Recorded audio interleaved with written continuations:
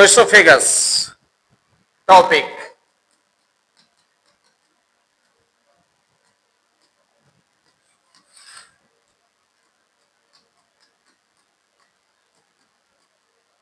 ये देखिए ग्रास नली है।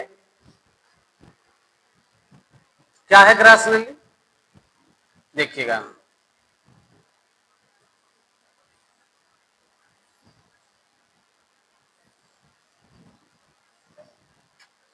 ये रचनाएं बिल्कुल जानते होंगे,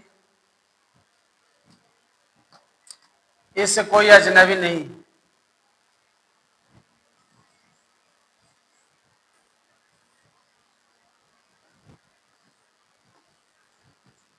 इस सब लोग इससे परिचित होंगे। और हम लोग बात, ये देखिए लीवर है, यह स्टोमक है,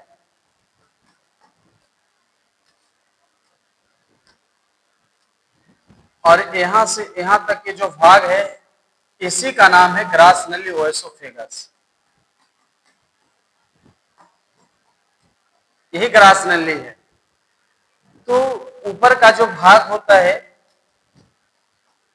वो फेरिंग्स का होता है,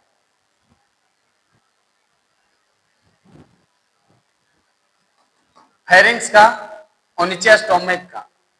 तो ओएसोफेगस को पूछा गया कि ओएसोफेगस आप क्या रोल रखोगे, तुम मनुष्य के शरीर में तुम्हारी क्या भूमिका होगी, तुम क्या कर सकते हो ग्रास नली। कहा कि ग्रास से स्पष्ट है कि हम भोजन को ले जाने वाला नली हैं, उनको तो जानकारी है। तो क्योंकि 10 से 12 इंच लंबी होते हैं। कहा कि इंच में? कहा कि हाँ, 10 से 12 इंच लंबी होते हैं, यानी नाम है ग्रास नली, लंबाई है 10 से 12 इंच, और ये करता है किसके किसके बीच सेवा?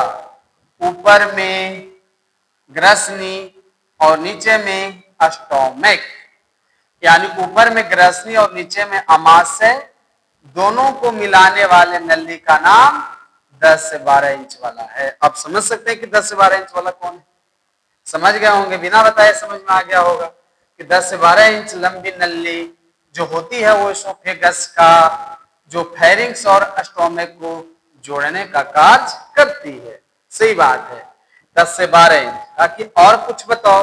कहा कि जिस रास्ते से, यानी जिस भाग जो स्टोमक को जोड़ता है, ध्यान दीजिएगा, यानी ग्रास नली का वह भाग जो अमाशय को जोड़ता है, यानी अमाशय से मिलता है, तो अमाशय में मिलने वाला हिस्सा यही वाला हिस्सा हो।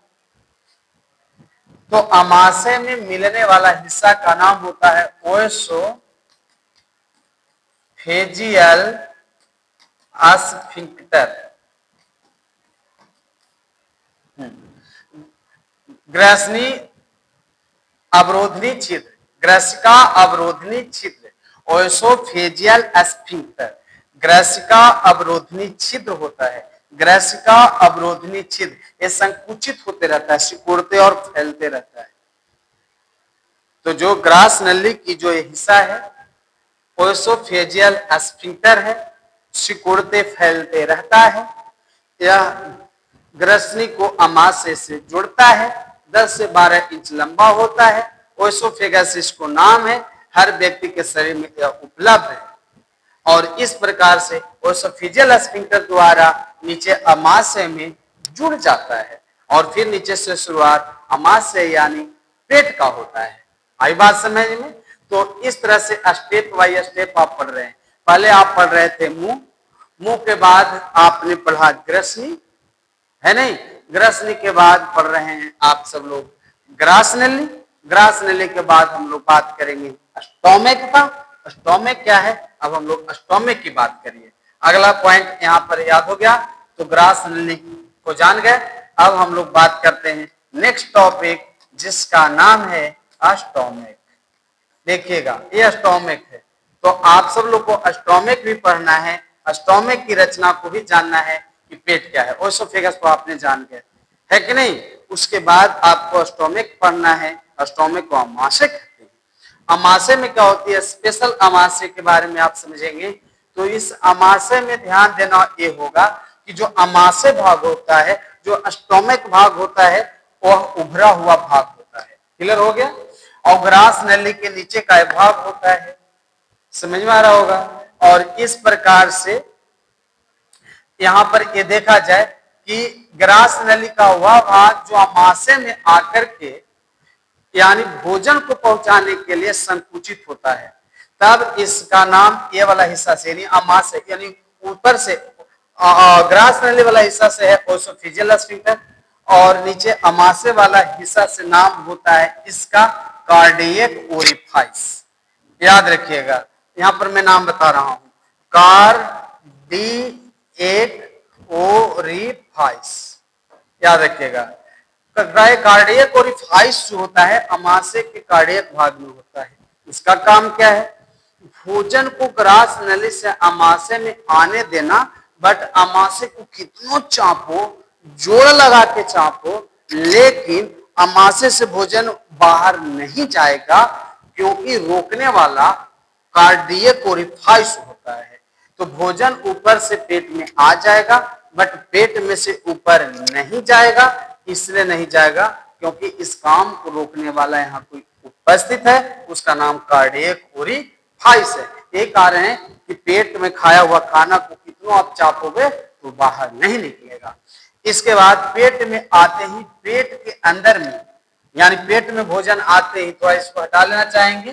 पेट में भोजन आते ही पेट के अंदर में क्या है कि 40 मिलियन, आप समझते हैं 1 मिलियन बराबर 10 लाख, 40 मिलियन जो होता है इस पेट में गैस्ट्रिक ग्लैंड होता है। आप समझ सकते हैं 40 मिलियन की संख्या में गैस्ट्रिक ग्लैंड होता है, जिसका नाम होता है जठर ग्रंथियां। आप समझो इस बात को। तो मनुष्य के अमाशय में 40 मिलियन की संख्या में जठर ग्रंथियां मौजूद है। जठर ग्रंथियां का काम क्या है? जठर ग्रंथियां का काम है गैस्ट्रिक जूस बनाना, गैस्ट्रिक जूस तैयार करना, जो 3 से 4 लीटर तैयार होता है 24 घंटे के अंदर में। 24 घंटे में यानी प्रतिदिन दिन रात मिलाकर 3 से 4 लीटर जठर रस मिलता है। और जठर रस आया हुआ भोजन को यानी अपने संपर्क में ले लेता है और जांच करता है। जांच करता है कि आया हुआ भोजन में जटिल कौन है और सरल कौन है और पचने जो कौन है और पचने योग्य कौन नहीं है, इन सब का जांच करता है जठर रस। हाँ, कि खाया है इंसान खाना तो कैसा खाना खाया है। कई बार तो खाता है न जब इंसान, तो कुछ देर का खाना, तला हुआ खाना, अशुद्ध खाना, दूषित भोजन, बर्तन में रखा हुआ भोजन खा लेता है। और जब इस जगहों से जब भोजन खाता है तो उसमें बहुत सारे जर्म्स रहते हैं, बहुत सारे उसमें फैक्टर होते हैं, रोग वाले कारक होते हैं उसमें मौजूद। समझ रहे होंगे इस बात को। और जब ऐसे रोग कारक उसमें मौजूद होते हैं तो ऐसे रोग कारक के लिए जठर रस संकेत भेजता है हाइड्रोक्लोरिक अम्ल को कि हाइड्रोक्लोरिक ऐसा करो ना कि तुम तैयार हो जाओ और आया हुआ जो जर्म्स है ना उसको मार डालो।